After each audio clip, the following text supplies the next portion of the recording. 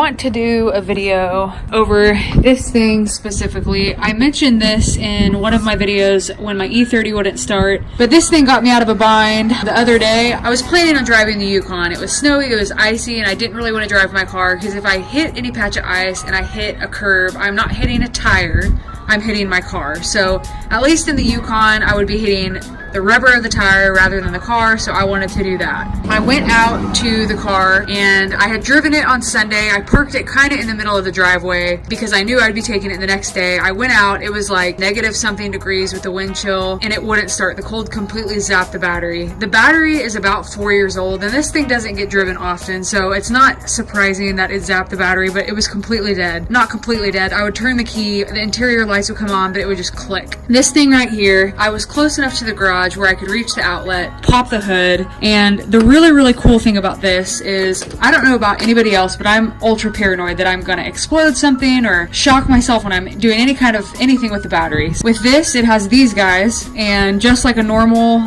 jumper cable, except the wires are a little bit smaller, so it takes a little bit longer to get power to the battery. But this thing has different modes. So it has the amps you can choose. You can do 2A, 10A, 25A. So you can do a trickle like I did on the E30 that one night. I did it the entire night. You could do a 10A, which is a quick charge, or you can do a 25A, which is a rapid charge. It also lets you select the battery type. So you could do standard, AGM, or gel. I just always keep it on standard. Pop the hood. You put these on first. Always, and I mentioned this in my last video, a good rule of thumb, because I always used to forget which I do first and which I take off first.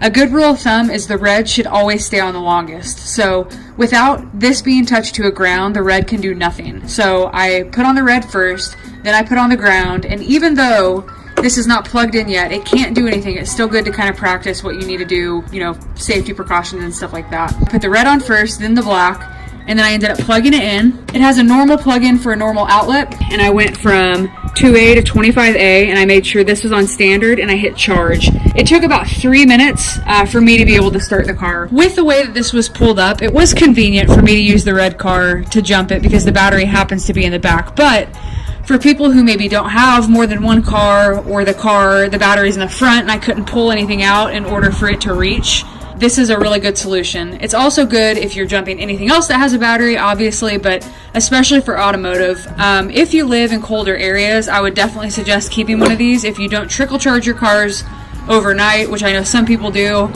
here it's not that necessary, but with the cold that we did have, like I said, it completely zapped the battery, so this thing was a lifesaver for sure. It is an EverStart Plus. I believe it's the same brand as the battery I put in here, so I think you can get these at Walmart. Super easy to use, and yeah, that's it. I was just really thoroughly impressed with this. It came in clutch, and I wanted to share it with you guys in case you guys ever have similar situations, or you're looking to just kind of have that one more tool in your toolbox to make things more convenient when crap like that does happen. But either way, it is the EverStart Plus battery charger, smart battery charger. Lets you do a trickle charge, lets you do a quick charge, and a rapid charge like I told you about a second ago that I used. That is it.